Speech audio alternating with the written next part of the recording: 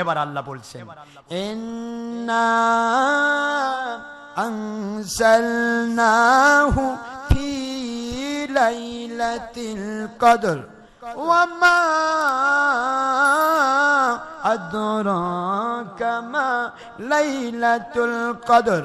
ও আমার হাবিবি, ও আমার বন্ধু, আপনাকে আমি আল্লাহ আপনার চিন্তাকে মুক্তি দেওয়ার জন্য, আপনার সাহাবায়ে কেরাম, আপনার উম্মতদের মর্যাদা বাড়িয়ে দেওয়ার জন্য আমি এমন একটি রাত দান করলাম যেই রাত্রিতে কোরআন শরীফ নাজিল হয়েছে। ওই কোরআন নাজিলের রাত্রিটির নাম লাইলাতুল কদর।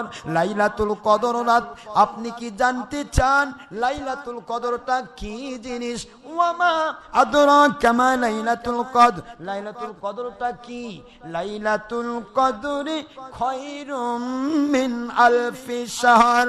ও আল্লাহর হাবিব, এই একটি রাত যদি আপনার উম্মতেরা ফরজ ইবাদতের পরে এই একটি রাত যদি তারা আমল করতে পারে, রাত্রি জাগরণ করে দিতে পারে, 1000 মাস রাতের বেলা রাত্রি জাগরণ করলে দিনের বেলা রোজা রাখলে যে সওয়াব হয় তার চাইতে লক্ষ কোটি গুণ বেশি মর্যাদা আমি আল্লাহ তাদেরকে দান করব। লাইলাতুল কদরি খায়রুম মিন আলফি শাহর। লাইলাতুল কদর হাজার হাজার মাসের চেয়ে উত্তম। আলফুন শব্দটা হাজার হাজার শব্দে ব্যবহৃত হয়। তারপর যদি আমি 1000 ধরি তাও 83 বছর 4 মাস। আর 83 বছর 4 মাস যদি হয়, রমজান মাসে প্রত্যেকটা আমল 700 গুণ। 83 বছর 4 মাসকে 700 দিয়ে গুণ দেন, কত হবে? সুবহানাল্লাহ পড়বেন না? মনে করতেছেন শুধু ব্যথার সময় দিচ্ছি, এর সাথে টিভির পর্দায় বসে থাকলে মজা পাওয়া যেত। নাউজুবিল্লাহ পড়বেন না? হ্যাঁ, টিভি মার্কা মানুষ মসজিদে আসে শান্তি পায় না। যারা টিভিতে মজা পায় এরা মসজিদে আসে সাজা পায়। আবার যারা মসজিদে সাজা পায় তারা 22 নম্বরই কাজে, মসজিদে যারা মজা পায় 22 নম্বরই কাজে তারা সাজা পায়। কথা ঠিক না ব্যাঠি? তো আমাদের ভিতরে যদি এরকম থাকেন যে এতক্ষণ পর্যন্ত কতগুলা মেগা সিরিয়াল চলে গেল, তাহলে হইস। আপনার চিন্তা করতে হবে আমি এসেছি আল্লাহর জন্য। জীবনে বহুত সময় তাসের আড্ডায়, মদের আড্ডায়, জুয়ার আড্ডায়, টিভির পর্দায়, গান বাজনার বিভিন্ন আসরে, বিভিন্ন সিনেমা আড্ডায়, বিভিন্ন জায়গাতে কেটে গিয়েছে।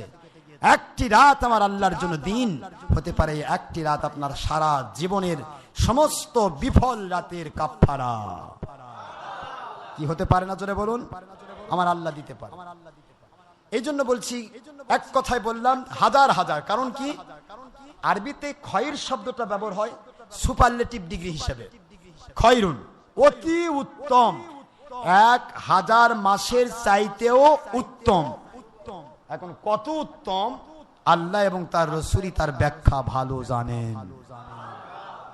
তাহলে আমরা আজকে বিফল নই, আমরা সফল।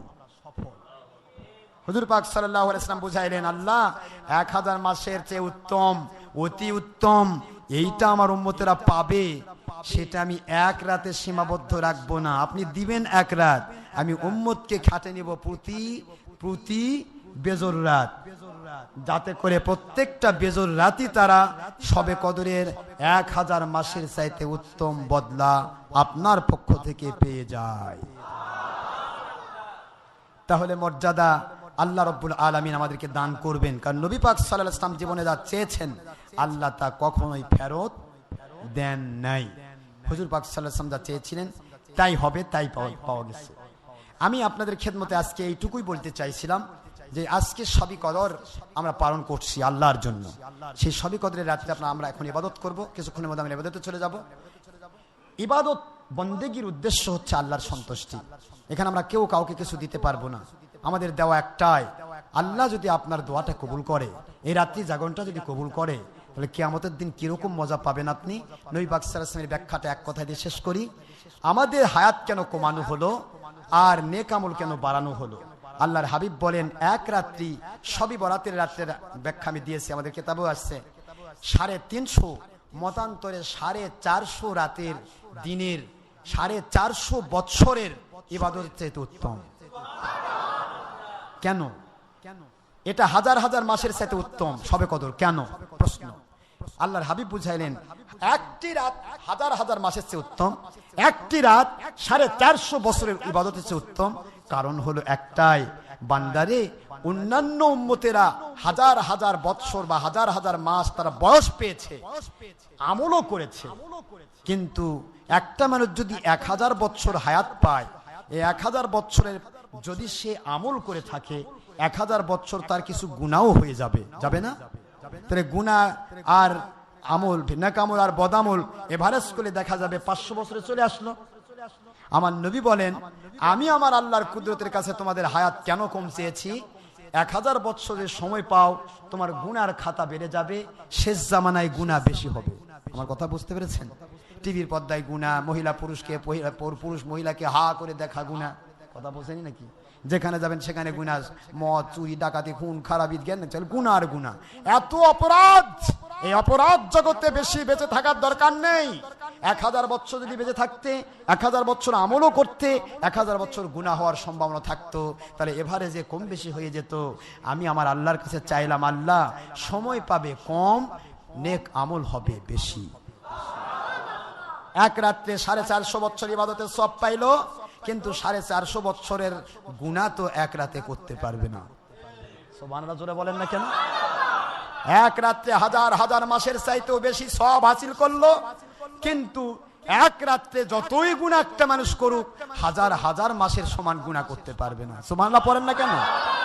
এই জন্য হুজুর পাক সাল্লাল্লাহু আলাইহি সাল্লাম আমাদের জিন্দেগির হায়াতকে কমিয়ে নিলেন আল্লাহর কুদরত থেকে, আর নেক আমলের পাল্লাটা বাড়িয়ে দিলেন। কিয়ামতের দিন আমার উম্মত 100 বছর 50 বছর বয়স নিয়ে উঠবে সত্য, কিন্তু তারা নেক আমল নিয়ে উঠবে হাজার হাজার বছরের নেক আমল।